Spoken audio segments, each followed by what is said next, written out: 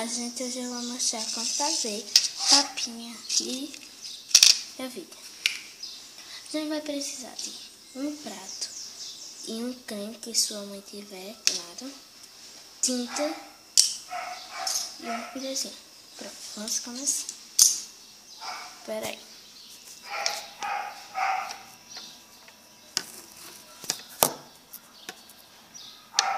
Aqui, pronto. Vou pegar um pouquinho dessa tinta e remexer aqui.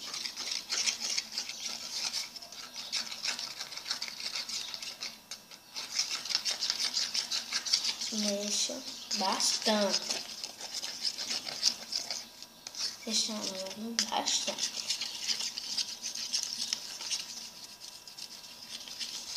Pronto, fecha a tinta. Vamos secar. Olha, eu fiz pouco, porque a minha bebê não gosta. Olha, ficou parecendo um papinho de verdade. Deixa eu botar de cima.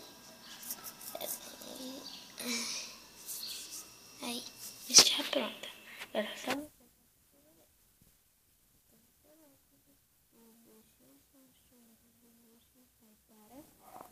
Isabel Burri e Rafaela Cabral. Tchau!